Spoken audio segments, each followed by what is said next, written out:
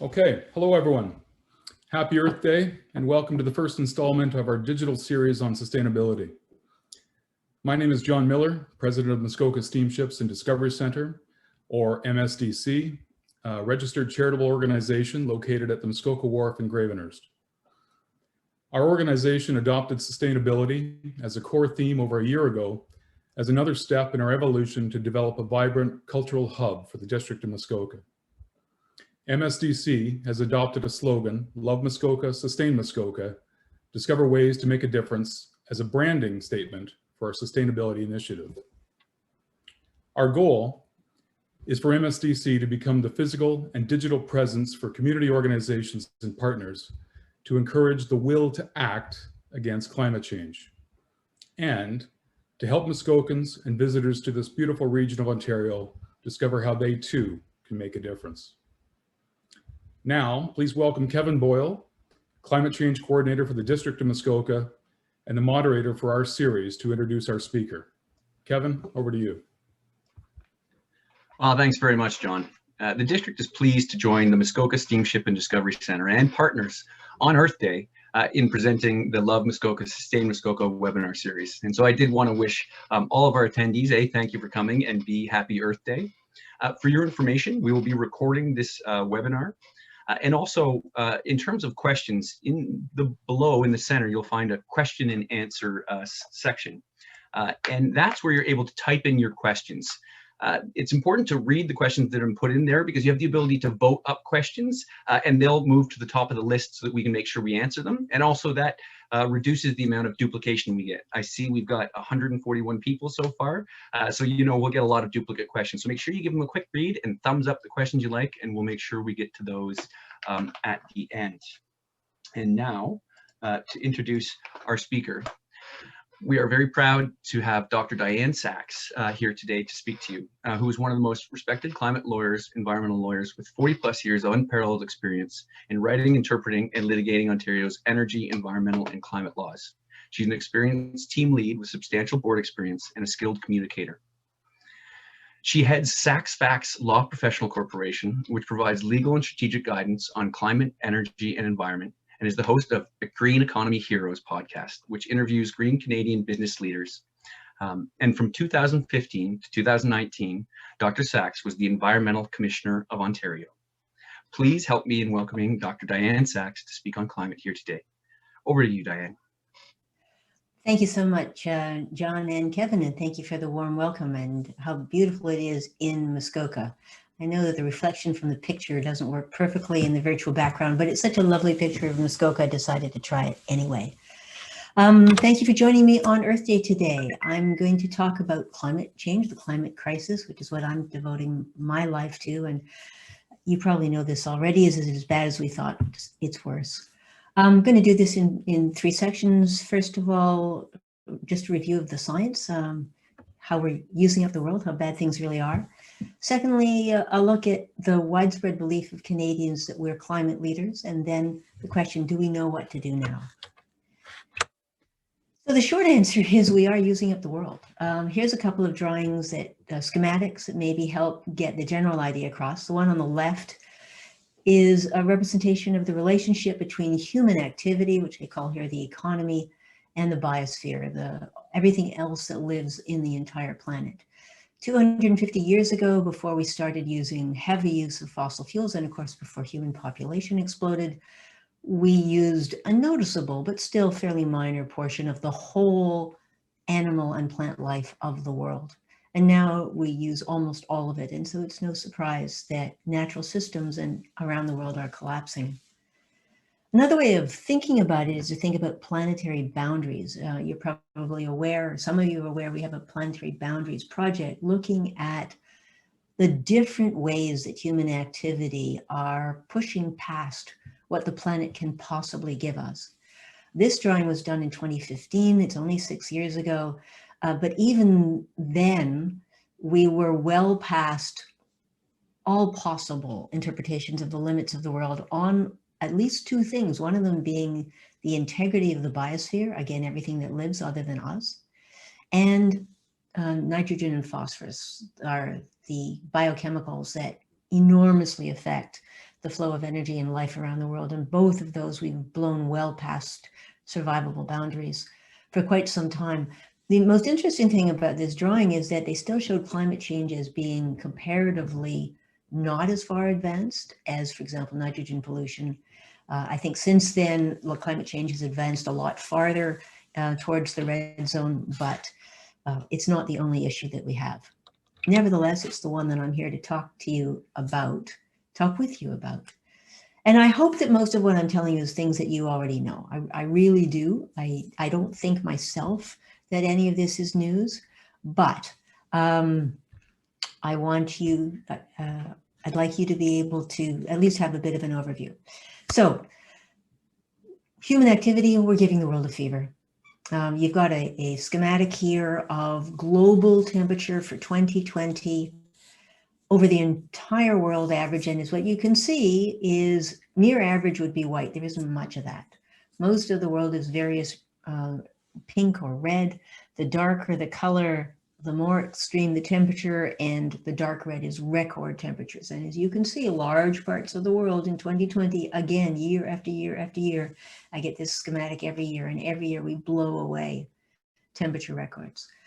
And it's not a surprise, it's basic physics. We are producing more greenhouse gas emissions than ever before. We have more greenhouse gases in the atmosphere than ever before, at least in millions of years. We have higher temperatures on average than in millions of years. We have ocean acidity also rising very rapidly, which threatens everything that lives in the oceans. Okay, let's see if I can figure out how to get this to go ahead. Okay, maybe this way. There we are. So one of the things that I find that people react, let me try that again. I spent a lot of my lifetime giving people bad news. I've been a lawyer for 45 years. A lot of what lawyers do is give people bad news. And my observation has been that when people get bad news, whether it's financial or medical, personal, relationships, whatever it is, a lot of people want to hang on and wait for normal to come back.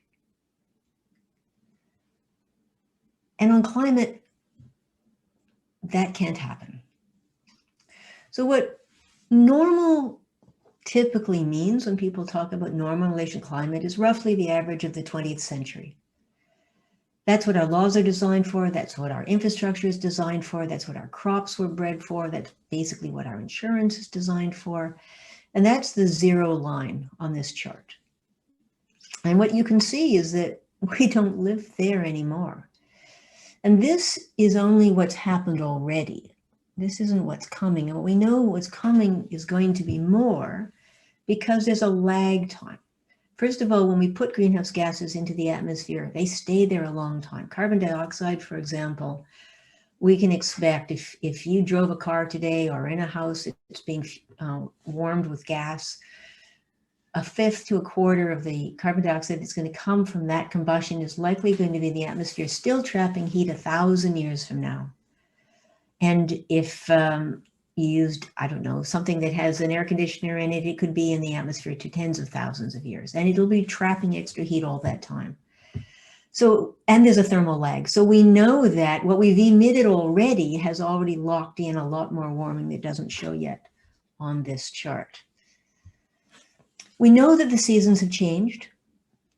And you can see some of how this is in the Northern Hemisphere, this is in the summer.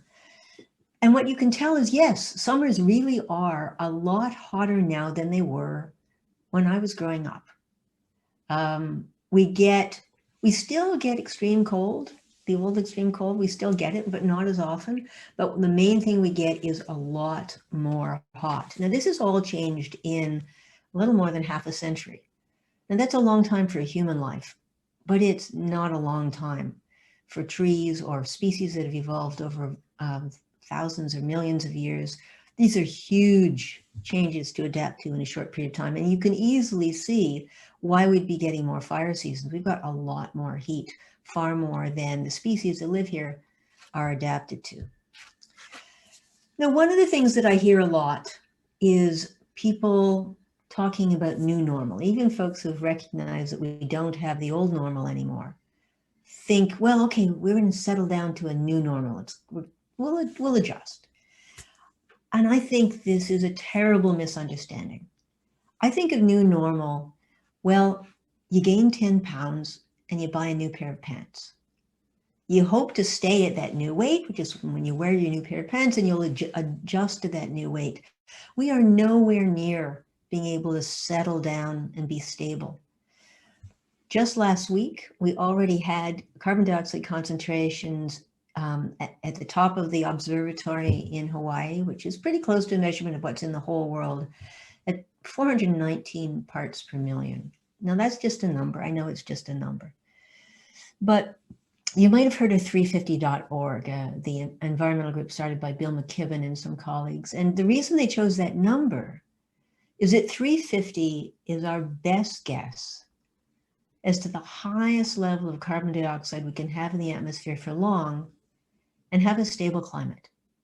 Have a world where we can have mountain glaciers and coral reefs and low-lying island states and stable sea level, 350 parts per million. And we blew past that about the same time that we signed the Global Climate Treaty, saying that we were going to control our carbon dioxide emissions. And instead, they've just gone up and up and up and up and up.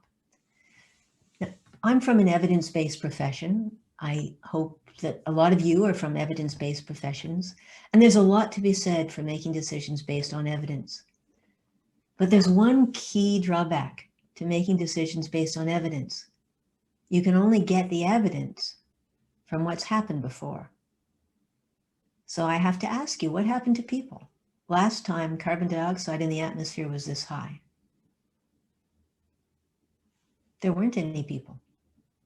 We're in completely uncharted territory, and we're getting there faster and faster and faster. It's like seeing the Titanic off the bow and putting on the steam.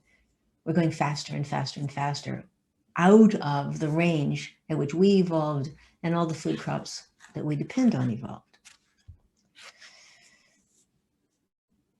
The best way, I think, to think of the climate crisis is that it's a threat multiplier. Whatever else you care about, the climate crisis makes it harder to manage. If you care about hunger, it's making hunger worse. It's reducing both the quality of food and the ability to produce food already in significant parts of the world. It's inciting wars. We saw this most clearly in Syria, where they had a drought that the likes of which hadn't been seen in 900 years. It drove hundreds of thousands, maybe 1 million Syrians into the city, where they had to struggle to make a living, which led to the civil war, which led to 1 million Syrians leaving the country, which in turn caused knock-on political problems all over Europe, as well as the migration crisis. And we don't have peace in the Middle East to now. It certainly exacerbates disease. We know that climate change is one of the factors that destabilizes ecosystems in the very same way that a human immune system is more vulnerable to COVID if it has pre-existing conditions, if there are other health problems. Ecosystems are less and less able to deal with other shocks when the climate crisis makes it hard for them to survive. And we know that ecological destruction and disruption increases the risk of epidemics that affect people. We know that the climate crisis exacerbates inequality in lots of different ways. The poor and the most vulnerable suffer the most in every country and between countries. And usually the people who did the least to create climate pollution are suffering the most as a result. I heard a little bit of the climate summit at the White House today, where leaders from Africa were saying, we're ground zero. We'd like to be net zero. We're ground zero for climate impacts, and we have done almost nothing to contribute to it. And then, of course, nature and the damage that's happening to nature. Another way to think about it is we're in hot water. So what's happened to all the heat? I mean, I hope you have the sense that the greenhouse gases, they get into the atmosphere and they trap heat. They keep the sun's rays from escaping, so they trap more heat. Where did all that heat go? Well, mostly people tend to think that it's in the air, where we notice that the ice has melted early. So I heard today you can't go ice fishing this spring in parts of Ontario where it's traditional. Well, yes, there is some warmth in the air, where we notice it. But if you can see on the left-hand chart, if you've got good eyes or a good screen, you might see a little red line at the bottom. Well, that's how much of the trapped heat is in the air, maybe 1%. There's about 3% in soil and vegetation, that's the green line. There's about 3% that's going to warm the ice, that's the white line. All the rest of it is in the water, mostly in the oceans. Now, what happens when you warm the oceans? There's three things that happen that I hope you learned in grade 3. The first one is you already know that hot air takes up more space than cold air. Well, it's just the same with water. Warmer water takes up more space than cold water. What does that do to sea level? Does it matter if you believe in it? The second thing that happens when you warm water is it holds less oxygen. There's probably some people out there who are great fisher people. Well, you know, cold water fish, they're highly prized, but they can't live in warm water. Why? Because it doesn't hold as much oxygen. Well, we are heating up the oceans, the lakes, so that all of them hold less oxygen than they used to, and that's bad for everything that lives in the water. And the third thing that I hope you learned about warming the oceans is that storms are heat engines. Storms get their destructive power from the heat at the surface of the ocean. The more we heat the oceans, the more destructive, more powerful the storms get. And I hope you saw that last year when we ran through the entire alphabet and then a whole batch of Greek letters just to try to keep up with the storms one after another. So it's not a question of if anymore, it's just a question of when and where.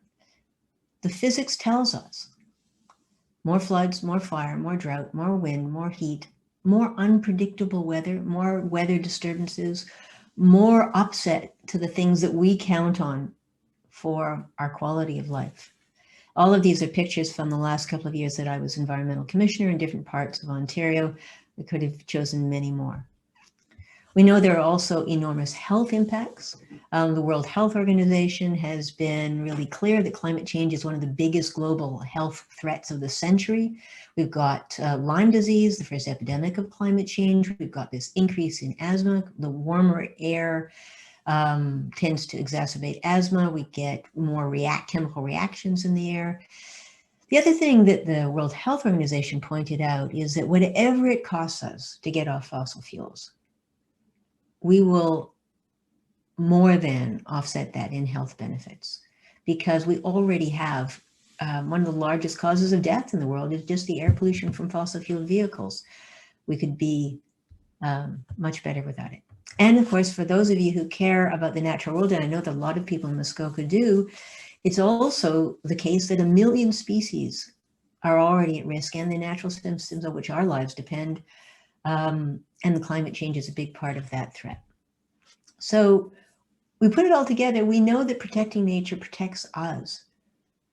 If we want to stay, we're lucky to live in the natural world. We want to stay that way. We have to look after it, and we don't. And attacking nature makes us much less safe, and that is a big part of what we're doing. And we've known better. I mean, the basic science of climate change was understood a century ago. In 1911, Popular Mechanics had an article about it.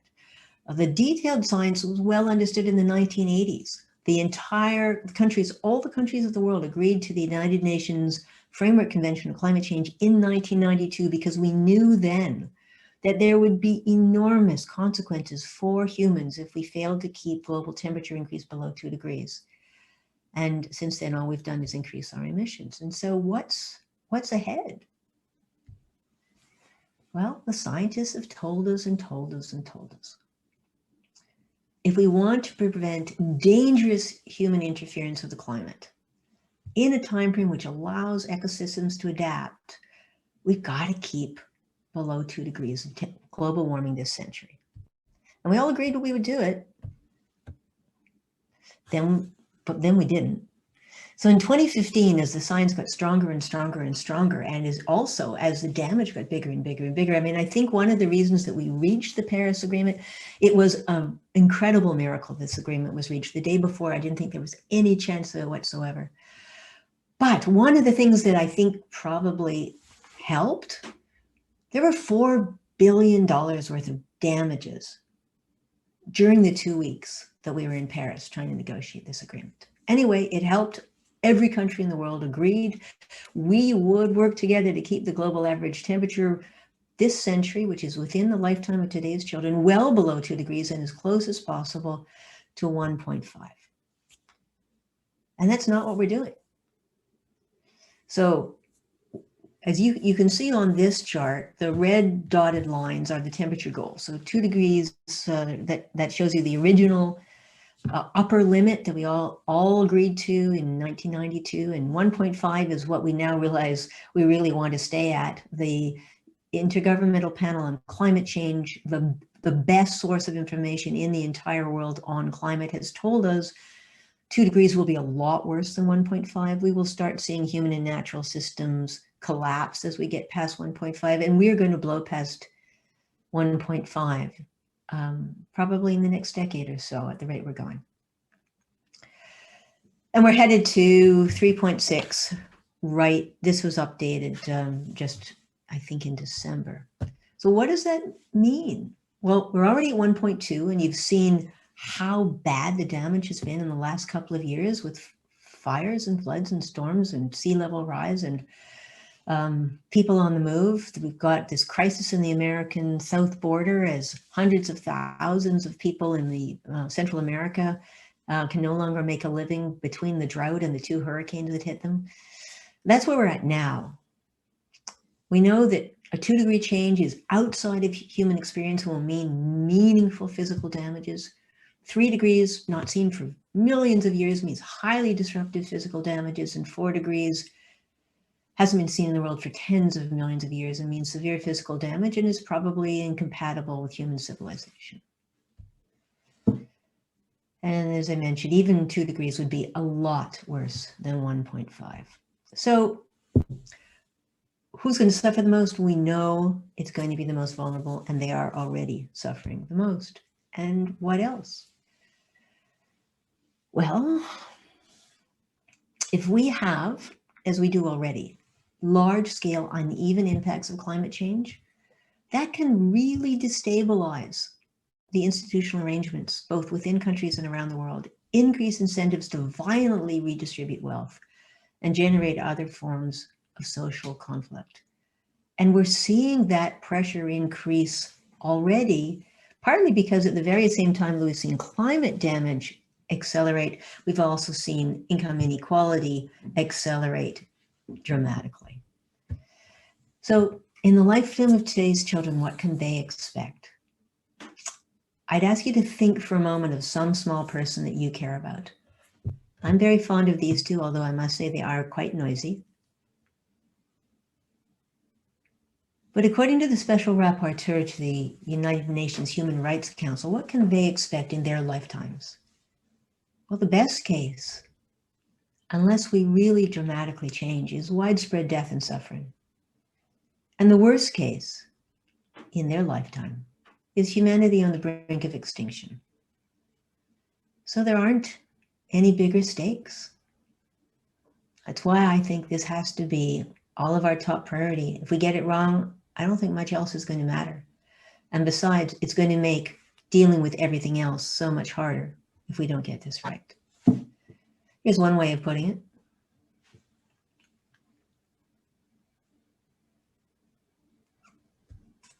Here's another.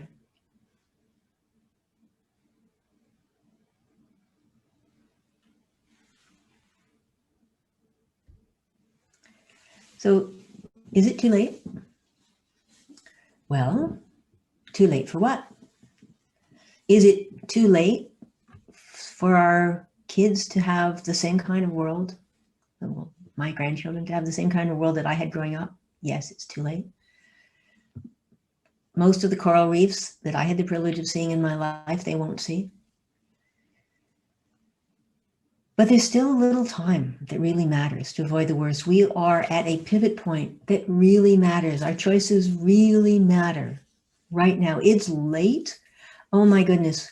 The changes we have to make are so much harder now than they would have been if we'd listened to the scientists in the 1980s. If we had done what we promised in the 1990s, it would all be so much easier. But we threw all that time away.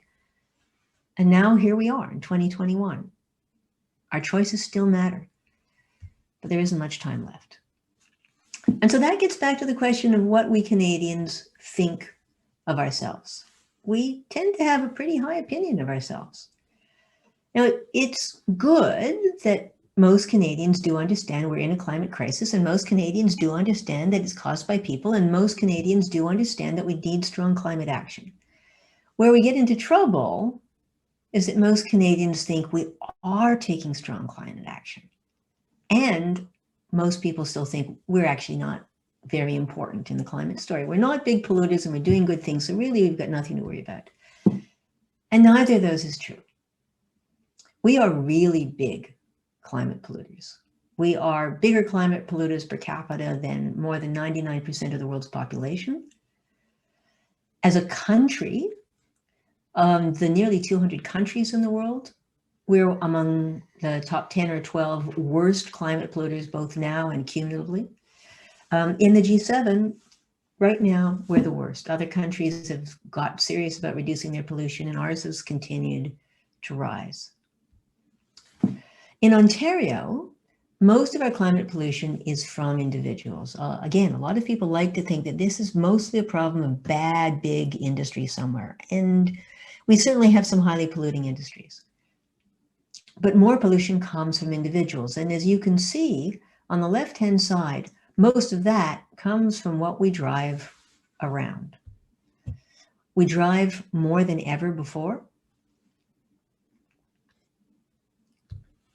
We drive the most climate polluting vehicles in the entire world. We beat out the United States and the Philippines on climate pollution from cars, and that's really hard. The US beat us. You always used to be the leader on this particular one, but we are now the worst in the entire world because we've switched to so many SUVs and trucks. We drive in air that's dirty from tailpipe emissions, and who breathes near all those busy roads? Well, if you think about it, sorry, the quality of this slide is not ideal, but we have a lot of our most vulnerable people live right along major roads and highways where the air pollution is the worst. Half of the long-term care homes are right along the dirtiest roads. A quarter of the elementary schools are on the roads. A quarter of the homes are along the really dirtiest roads and highways. And we know that these cause major health risks, including dementia, learning disabilities, lung problems. And it's not a surprise, I think, that also people who live in areas with dirty air are likely to be more susceptible to COVID as well because of the associated lung damage. And it's all unnecessary. We have the technology now. We don't have to be breathing this stuff. Around the world, more than 8 million people a year die from breathing the air from fossil fueled vehicles. That's, I think, the 5th largest cause of death in the world, leaving aside COVID. In the GTA, it's the worst congestion because of sprawl. We have about the worst congestion in North America, worse than New York City, worse than Los Angeles. GTA residents spend 8 hours a week just commuting, and every time we build more sprawl, we make the congestion worse and the commutes longer, and of course the cost to the economy even higher. And that's all because of sprawl. And sprawl also costs lots of other things. It has huge economic costs. It costs a lot of productivity. It has health impacts. It's not good for people to spend a lot of time stuck in their car. It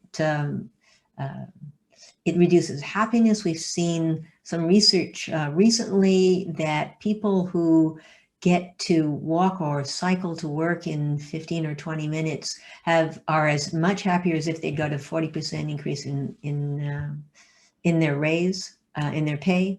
Time spent in traffic eats into time with family and personal time and time to exercise. And then, of course, it's not just the greenhouse gas emissions, it's the massive destruction of farmland and natural heritage areas, woodlands and wetlands, which we need more and more as the climate crisis goes on. And of course, it makes the chances for wildlife even worse. Now, it's true that Ontario was doing a lot right until the 2018 election. I was the environmental commissioner then, and I never ran out of things to criticize the government for. I delivered a total of 17 reports, and most of them were 200 or 300 pages, and a lot of that was criticisms. But on the big picture, we were doing a lot right in Ontario. Closing the coal electric generating stations, which produced 20% of our power as recently as 2005. That was huge. That coal power was making our air dirty. I don't know if you remember how yellow the horizon looked if you came anywhere near Toronto in those times. It had a huge impact on human health, on asthma. We had a price on carbon in Ontario, which through a cap and trade system, we were using the money. We were getting about $1.9 billion a year of money from that, which was used through the Greenhouse Gas Reduction Account and Action Plan. And again, it was my personal job to report to the legislature on how that money was used and whether it was being used properly, whether it was being used as a slush fund or whether it was being used as a law required. And I concluded that 99.9% of it was being used properly.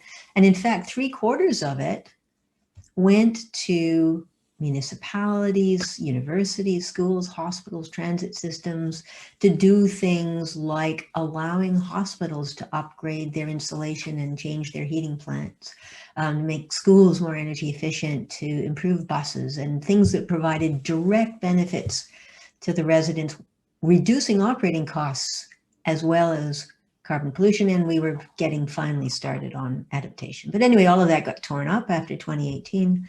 And now we have turbocharged sprawl. We have a pay to kill endangered species plan. There's been no effort at all towards net zero. We have an environment plan that is mostly greenwashing, and even the things that are in there mostly haven't been implemented. We've got ministerial zoning orders that have been overriding the provincial policy statements. There's a highway proposed across the Greenbelt. So basically everything that I care about, everything that we should be doing to protect our natural areas and reducing our carbon footprint is the opposite, basically, of what Ontario has been doing for the last 4 years. But one of the things I sometimes point out is that in Ontario, sprawl is our oil sands. If you think about the oil sands in Alberta, they're the major driver of the emissions. They're a key economic sector. They've produced large political donors that have created huge political power from their ability to give that money. They have created an enormous environmental cost. And they profit from business as usual. Well, we can say all the same things in Ontario about sprawl and real estate development. It is a main driver of our emissions. I documented that in my very last report just before my office was silenced. It's a key economic sector. It produces large donors who have huge political power. I don't know if you've seen some of the articles recently tracing the donors to the proposal to build this highway. It creates enormous environmental costs, but they profit from business as usual, and we keep having business as usual. Now, the crazy thing about this is we're on a path to destruction right now, but there is so much to gain by changing our ways, stopping sprawl, getting off fossil fuels. You're probably aware that the United Nations adopted these 17 Sustainable Development Goals a few years ago as a way of summarizing what would make the whole world a better place. And a lot of these goals are contributed to by protecting nature and getting off fossil fuels. Mark Carney put it this way: we're facing billions of dollars in damage from the climate crisis, and we're incurring them already. But there's trillions of dollars in economic opportunity. He said, achieving net zero will require the whole economy transition.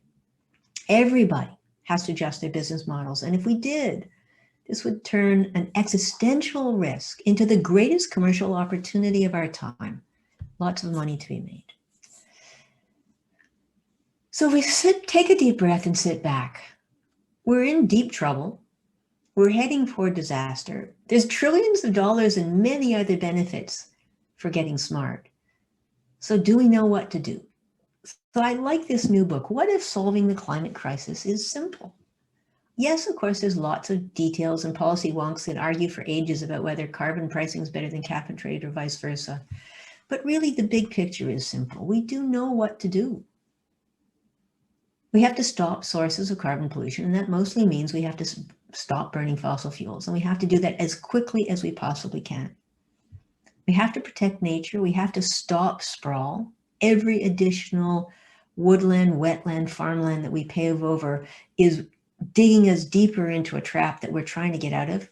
And we need to improve society. The hammer blows of climate change are going to really put a lot of pressure on social cohesion. We need to pull together to be able to withstand that. So how do we get all that done? Well, the good news is there's lots and lots and lots and lots of ways to do that. So you might have heard of drawdown.org. If you haven't, I strongly recommend that you go to their website. Their whole business is to look at what are the best solutions, what will reduce climate pollution the most and save the most money and have the best other benefits. And they summarized it on this slide, and I'm showing you this one just to say, look, there's opportunities all over the economy. There's opportunities in how we get energy and how we get food and how we use land and how we get things around and where we live and in industry. There are so many opportunities. And so what that means is whatever part of the economy you're in, there are lots of opportunities, and they'll make many other things better. Now, we hear a lot of focus on personal footprint, and absolutely personal footprint is important. The day before my office was silenced, we did release a footprint document adding up the numbers for the direct carbon impacts of the average Ontarian. And, you know, half of the impact of the average Ontarian comes from just 4 things. Driving, again, we drive a lot and we drive the worst vehicles in the world. Home heating, we have a lot of older homes that leak heat and we live in a fairly cold climate. Flying, okay, not during COVID, and eating meat, particularly beef. Those 4 alone count for half of the carbon footprint of the average Ontarian. And people like to think that if they put something in the blue box, it's okay. They can then drive their car and eat whatever they like. And it's just not so. Our major impacts are where personal action needs to focus if you're serious about making a change. But we can't solve the climate crisis with personal action. Point what I was making is that individual action isn't enough. We need each other, which I suppose has just been demonstrated as well. Collective problems need collective action. And we, you know, our major organizations for collective action are primarily government, and then secondly, businesses. And they will lead, but probably only if we demand it. What I show on this slide is the 3 big tools that work for governments. There really only are, I mean, there's lots of small things, but the 3 big things governments can do is making polluters pay, investing in solutions, and regulations. Those are the only 3 really big tools we've had. And we need to demand that our leaders will use them. So the next slide, please. Yep. So what kind of things we can do? Oh, well, so one thing I have to do is let the dog in. But come on. But we need to support climate leaders. There are climate leaders in, again, all parts of the economy. There are great climate leaders at municipal levels. We've seen tremendous leadership from municipalities across the country. And if you've got one you can support them. One way to find individuals who are doing great work at the municipal level is through the Climate Caucus, which is a network of municipal mayors and councillors across the country who are working together to promote climate action, and they can all use your help. So I would encourage you to go there and find out who is closest to you, who is a member of the network, or alternatively encourage your local representative to join the network and then support their work. That's a great way to see some change, because municipalities have influence on about half of the sources of climate pollution, and a lot that we can do to cope with it, and they need support to do those things. Next slide, please. One particular thing that municipalities do that has an enormous influence on our climate and environmental footprint is, as I say, this issue of sprawl. So we've had this pattern for half a century of just continually building and building and building, paving more and more natural areas and putting warehouses and subdivisions and roads on them, as if there was no cost to that, as if we would always have all the petroleum we need and all the right to use it, and that there would be no downsides to building and building and building. We've reached the point where the downsides are starting to become apparent, and they will bite harder and harder as we go forward. So speak up for going in, not out. Higher densities, shorter distances, mixed uses, walkable, bikeable. Remember I said a few minutes ago, we've had more and more research that people are happier if they don't have long commutes in cars. That's worth seizing, but people can only make those choices if the choices are available. And urban form is one of the big things that governments do that determine the choices that individuals have. Next slide, please.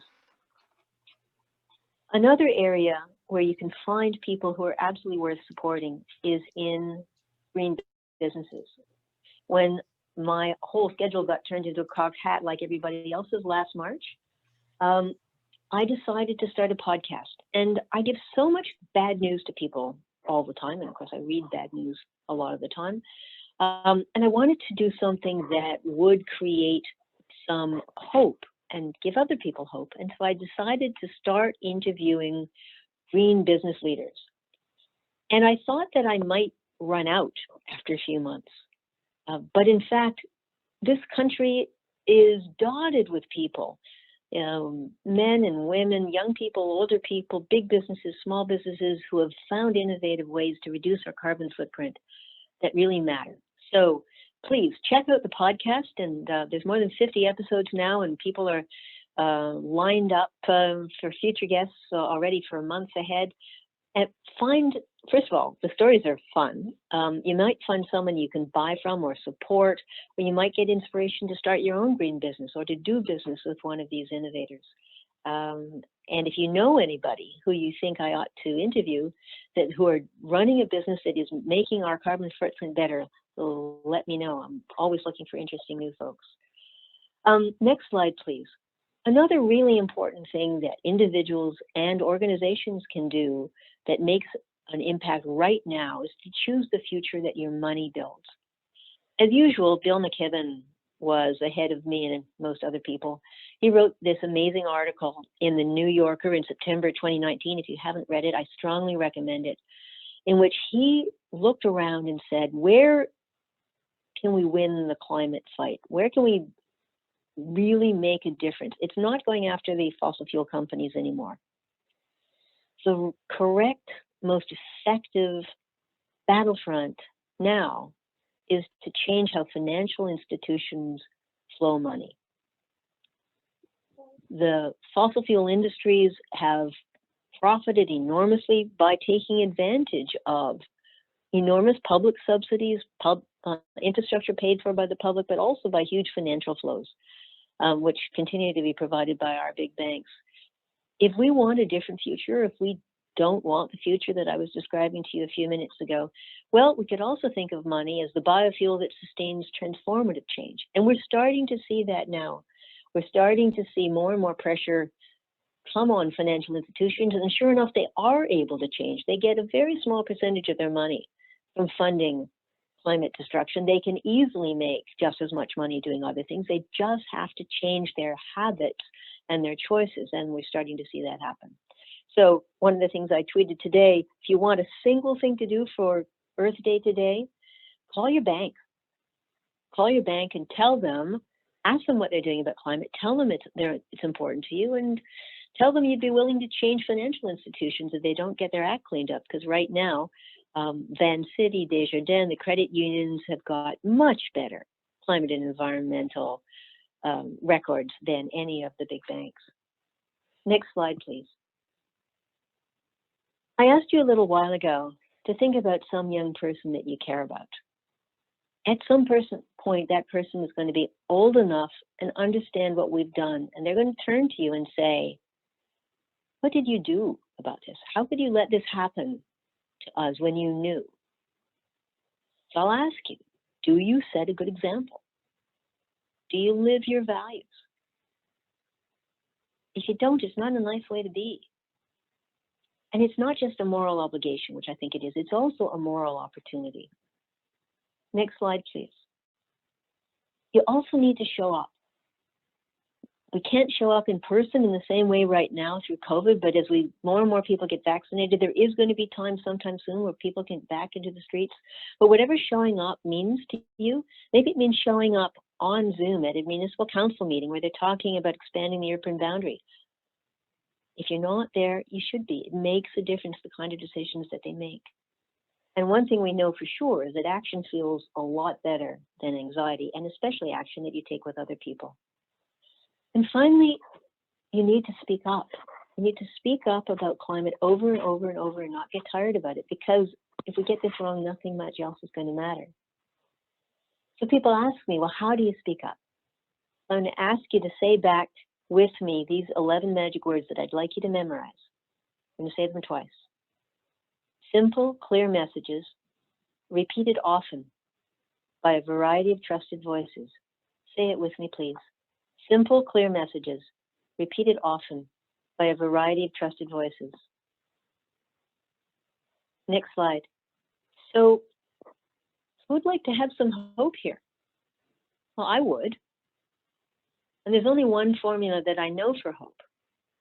It's to start with knowledge. But knowledge isn't enough. If we only have knowledge, it leaves us in despair. We have to then add action, action with others. And knowledge plus action is where we can get hope. So no one can do everything, but everyone can do something. Last slide, please. Thank you so much.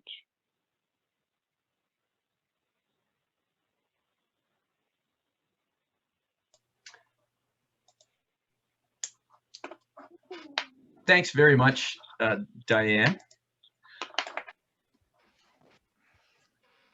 Again, we apologize for. Oh. Yeah, I'm here. I've got about 10 more minutes. I can take questions. I've got another talk to give at 6:30, and somehow between now and then, I'm going to try to fix the computer. All right. So, well, let's jump right in then.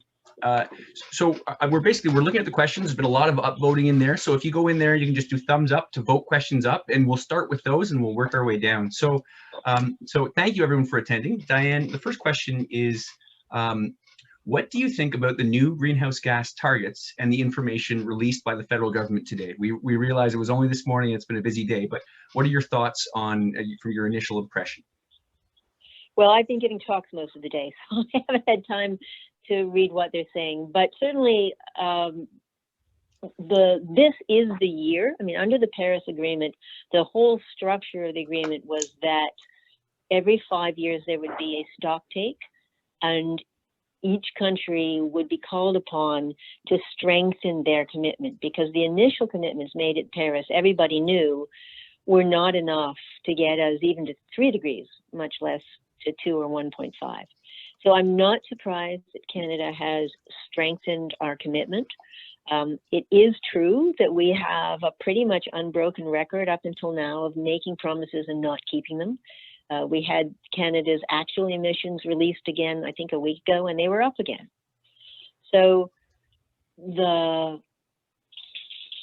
federal government is promising, quite a few things that will help. Certainly having the carbon price go up steadily as they've said it will, if it does that, will help.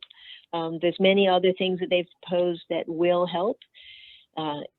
Is it enough to keep us below 1.5 degrees? Probably not. But is it better than we were? Absolutely. We're at a stage, as I said earlier, we've waited so long, wasted so much time, allowed our emissions to go up so much that we have dug ourselves really deeply in a hole, and we need to be working as fast as we can to get out of it. So, we need all the tools we can get, and those are all good things. But none of them are really going to get us where we need to go. If you think about carbon disclosure, for example, we know that climate-related financial risk disclosure should be mandatory. The federal government said its crown corporations will do it, and they encourage other people to do it, but they didn't make it mandatory. So it's that sort of thing. It's incremental, better than nothing, not nearly good enough. Gotcha. Thank you, Dianne. Question here from Andrew Watson. How has Canada's legal system, or perhaps the entire Western tradition of Scottish jurisprudence, enabled our current climate crisis? And then a secondary part, how might our legal system be harnessed to address climate change in any meaningful way? Well, that's a great question. And there are lots of ways. There's some wonderful work being done in the UK.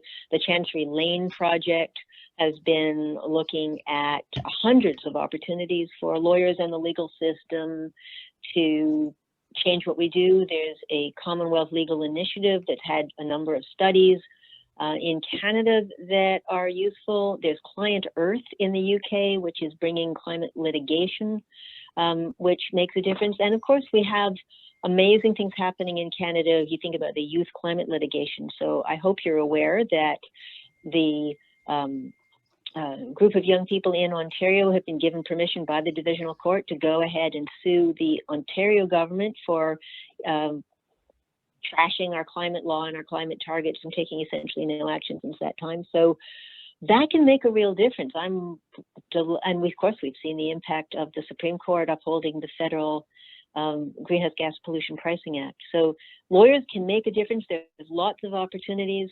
And so far, we've been stuck in the mud. The Canadian Bar Association, unlike other professional associations, refused to pass a climate resolution at the last annual general meeting. So we're not doing what we should, but there's lots of opportunity. Thanks, Dianne. All right, moving down the line here. So we have another question. We've not been driving as much in this past year due to COVID. Are we seeing any reduction in emissions? It would go a long way to help us educate us on the switch to electric if there was actual data. So maybe we'll focus on the first section and then. Yeah, there is quite a bit of data. And in fact, last spring, people were actually driving less. By the summer, I think we were driving more, partly because many people were avoiding transit and shared transportation. I don't know what the current numbers are. We do expect that there will be somewhat lower total new emissions in 2021 because of the pandemic, but the greenhouse gases in the atmosphere are continuing to go up and hitting record after record. Do you remember how clean the air was last March and April? It was also pretty quiet in the city, how restful it was. And people could, in India, could see the Himalayas for the first time in decades. But I don't know the exact stats off the top of my head. It did help, but I think we're worse off now. Got another question. I was muted, of course. Another question from Ron here. Hi, Dianne. Why do you think our Canadian politicians are not able or willing to do the right thing? Are they receiving mixed messages, science and then economics? How can we make a personal impact? Ron. So anybody who tells you that economics says we shouldn't be working on climate is giving you false information. This idea that we have to choose between the environment and the economy is obsolete and wrong. There are winners and losers in the green transition, but the overall impact is either tiny or positive, according to many different analyses that I've seen. We do, however, have enormous political power in the old industries. Professor Jessica Green says we should think about who owns which assets. There are people who own the assets that are producing the climate problem. They tend to have a lot of political power, concentrated money, and a very strong incentive to battle against climate action. And we've seen that. The Canadian Association of Petroleum Producers, for example, continues to fight against climate action and has enormous amounts of money to do that with. The owners of climate vulnerable assets, so that's people who own homes or property that's low-lying or on coasts or Indigenous folks or, the many, many large number of people who will suffer climate damage or are already suffering climate damage tend to be not as wealthy and more dispersed. So there is an imbalance in the political power. And of course, we have this first past the post system, one of the most rigid in the world, which prevents the elected politicians representing the wishes of the majority of the population. So we have a structural problem, and The only, I mean, the answers that I mentioned before, the ones I know, I think we can do a lot with the financial institutions. I think we can do a lot by speaking up constantly. Should we be working on proportional representation or transferable votes? Sure, that would make things better. But in the system that we have now, we've got to get more climate champions elected. And every party has to be pushed to take action on this. It shouldn't be a partisan divide whether or not we want humans to survive the 21st century. We got a question here from email. How can we ensure that increasing greenhouse gas targets don't result in negative impacts on vulnerable or economically disadvantaged people? And they have examples by increasing building requirements, taxes, or increased cost. Well, I mean, that's a really good point, and I've written an article on that I'm trying to get published. But yes, for sure, there are many things that we have to do for climate that are going to increase upfront costs.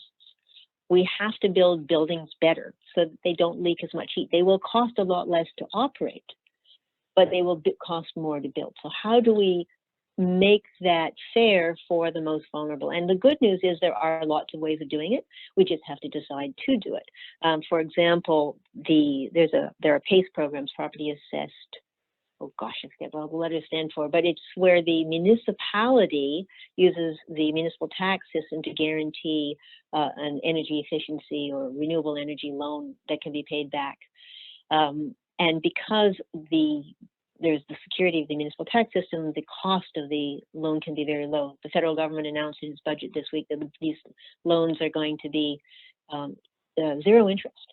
And so we do have to think about the impact on the poorest, but we have to not, but we still have to act, because if we don't, the poorest will still suffer the most. Yeah, there's a lot of long answers to that, but I don't have time right now. So we may get one more question and then I'm going to have to run. I'll ask the next one in line there. Many small rural municipalities face financial struggles. As a result, they support economic development, often at the expense of environmental sustainability. What does it take to get the elected officials to understand that environmental preservation in fact represents economic opportunity through, for example, tourism?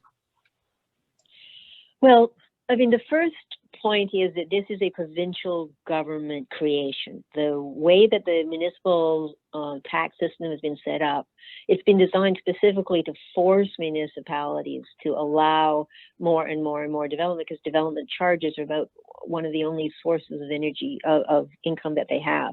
So this is something that your provincial government has created and the provincial government should be fixing. But yes, one of the ways to do that is to point out what it will cost municipalities. So they're sort of on an endless treadmill. New development brings in a chunk of money, but the way the development charges system is designed, it doesn't bring in enough money to pay all the costs of that new development. So they have to then do another new development to get a chunk of money, and the new growth never pays for growth in our current system. So one thing that might help is to do the economic analysis of the increasing costs that the municipalities are going to get stuck with. But that still means they need a way to get off the treadmill. Once you're on the treadmill, it is hard to get off. There's a lot of work being done through the Federation of Canadian Municipalities.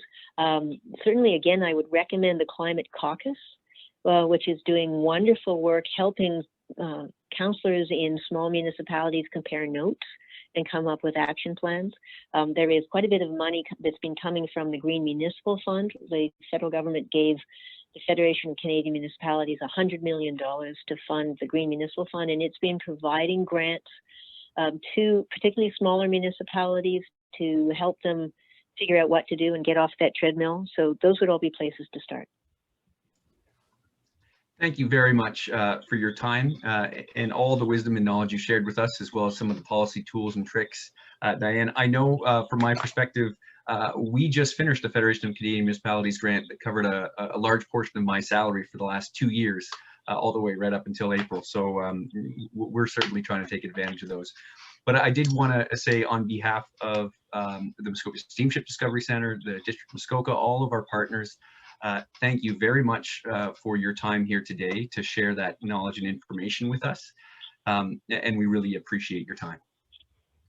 Well, thank you very much. I'm sorry for the computer crash. I have no idea what happened, but I guess it would have to happen on Earth Day. Thank you, everyone, for your understanding. If you do have other questions, some of them are answered on my website. I have a whole series of articles on my saxefacts.com website, as well as a number of other presentations. So if you do want some more information, you might find something there. Thank you very much, everybody, and enjoy beautiful Muskoka. Thanks very much, Dianne. I'm going to turn it back to John just for a quick closing statement, guys, but we did want to thank all of the attendees for coming tonight and remind everyone that this free webinar series continues every Thursday from 5 to 6:15 for the next 5 weeks. We've got some really exciting topics. I see we had, I think, over 150 people on the call today, which is really exciting. So thank you for spending your Thursday evening with us. Happy Earth Day. And I will, I'll turn it back to John just for the final word. But thank you. Thanks, Kevin. And I know Diane's gone, but that was an amazing presentation. I thought it was a great way to kick off our series. Yeah, we had 155 people. We had over 200 people registered, but 155 at one point, I believe. So just a great way to kick off our sustainability series. If you want to, I'm not sure if we said this already, I think it was in the chat, but we will be posting this presentation on our website. So please go there. You can watch it again. And like Kevin said, we've got Kevin Tribble, Rebecca Willison, Richard Lammers, and Graham Good next week at the same time to talk about watershed management.